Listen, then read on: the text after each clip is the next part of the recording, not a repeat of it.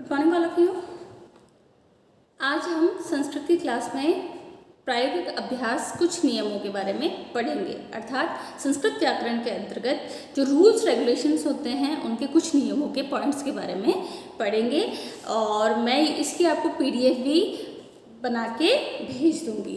तो बात करते हैं हम पहले पॉइंट के बारे में कि संस्कृत व्याकरण का पहला पॉइंट क्या कहता है कि संस्कृत में प्रत्येक संज्ञा होती है और सर्वनाम होते हैं और उनका शब्द का कोई ना कोई लिंग भी होता है और वो लिंग होते हैं वो उनके जो काल होते हैं उनके अकॉर्डिंग चलते हैं।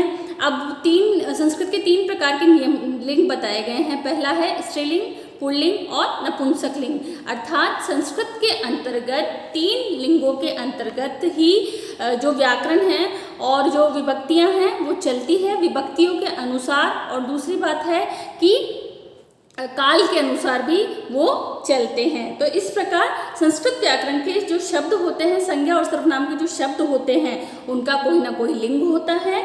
अनुवाद करते समय हमें उस शब्द के लिंग का ज्ञान होना चाहिए, अर्थात जब हम अनुवाद कर रहे हैं तो उसके अंतर्गत हमें उस लिंग का ज्ञान होना चाहिए तथा लिंग को ध्यान में रखकर ही हम उस शब्द के सही विभक्ति रूप को बना सकते हैं। अर्थात जब अगर हमें पता रहेगा कि वो, खैर ये तो चीज़ रहती है कि स्त्रीलिंग और पुल्लिंग का तो हमें पता चल जाता है, लेकिन कौन सी चीज़ संज्ञा के अकॉर्डिंग जैसे भावात्मक संज्ञा हुई और भावात्मक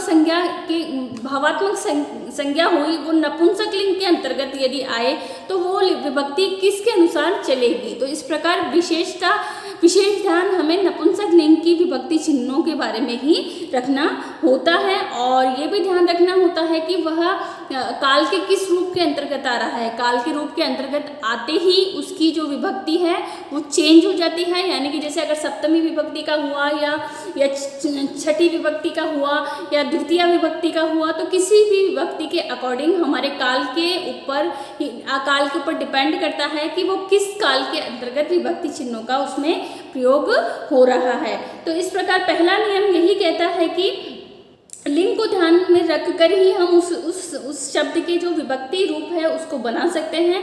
जैसे उदाहरण के रूप में यदि शब्द लिया अश्व शब्द का प्रयोग करना है तो उसके रूप देव की भांति चलेंगे, और अगर अश्व शब्द भी देव की भांति अकारांत पुल्लिंग शब्द है, यदि पत्र शब्द का प्रयोग करना है तो उसके चलेंगे फल के अकॉर्डिंग, उसके विभक्ति रूप चलेंगे, क्योंकि पत्र फल दोनों ही अकारांत पुल्लिंग व नपुंसक लिंग के रूप में आते हैं।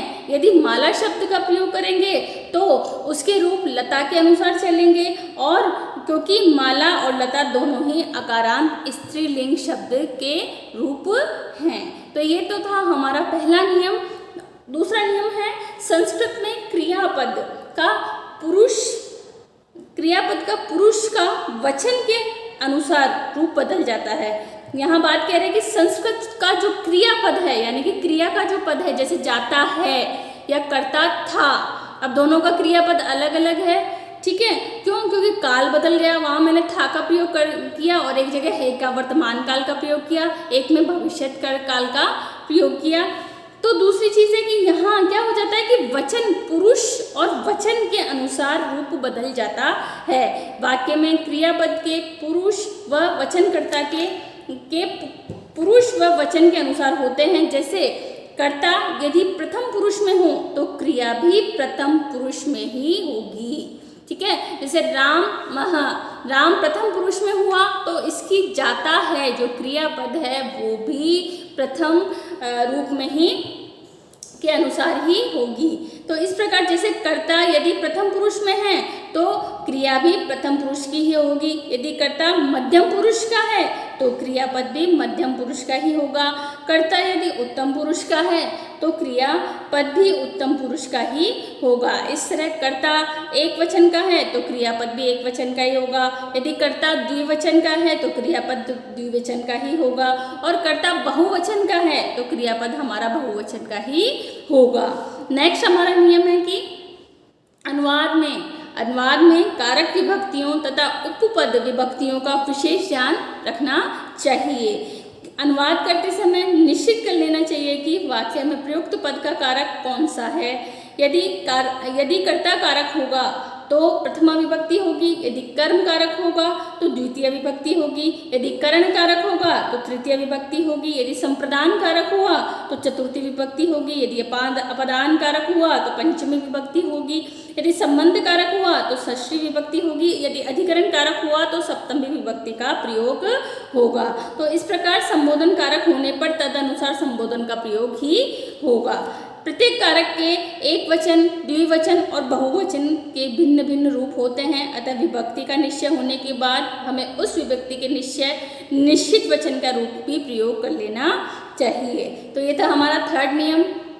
नेक्स्ट है हमारा संस्कृत में विशेषण शब्दों का प्रयोग कोई लिंग नहीं होता, अर्थात जो विशेषण होते हैं उसके कोई लिंग नहीं होते, अर्थात वह जैसे हैं वैसे ही उसका प्रयोग माना जाता है, अर्थात वाक्यों में उनका वही लिंग माना जाता है जो उसके विशेष्य लिंग होता है। यदि विशेष्य पुल्लिंग में है तो विशेषण भी क्या होगा, पुल्लिंग में ही आएगा।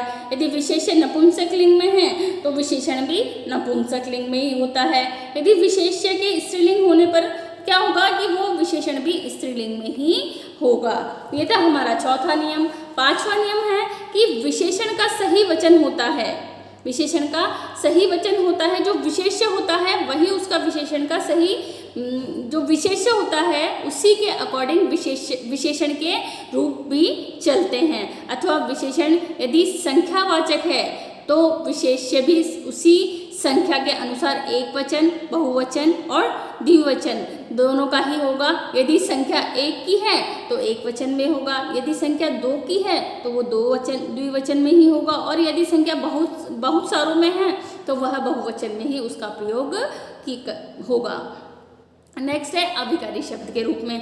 अव्यय शब्दों के विभक्ति रूप नहीं होते, अर्थात अविकारी शब्द जैसे हैं वैसे ही सेंटेंस में रखे रहते हैं, अतः उनका प्रयोग जो का त्यों ही होता है, इसलिए इसको छेड़ाछाड़ी नहीं करनी होती। नेक्स्ट है संस्कृत में अनुवाद का अभ्यास करने के लिए, अर्थात जब संस्कृत का अनुवाद करते हैं उसका अभ्यास करने के लिए लकारों का भी ध्यान रखना चाहिए। क्यों? क्योंकि सेंटेंस किस काल का है वो हमें लकार के द्वारा ही पता चलता है। यदि वर्तमान काल की क्रिया है तो लट लकार का प्रयोग होगा, यदि भूतकाल की क्रिया है तो लंग लकार का प्रयोग होगा, यदि भविष्यत काल की क्रिया है तो लट लकार का प्रयोग होगा, यदि आज्ञा आदि का बोध होता है तो लोट लकार का प्रयोग होना चाहिए। तो इस प्रकार संस्कृत में अभ्यास करते समय यानी कि प्रयोग करते समय हमें हमारे जो लकार है यानी कि काल है उसका भी ध्यान रखना चाहिए। आठवां पॉइंट है हमारा कि क्रियापदों में कृदंत का भी प्रयोग होता है। यदि भूतकाल की क्रिया है तो कृत का प्रयोग होगा, अर्थात कृत प्रत्यय का प्रयोग होगा।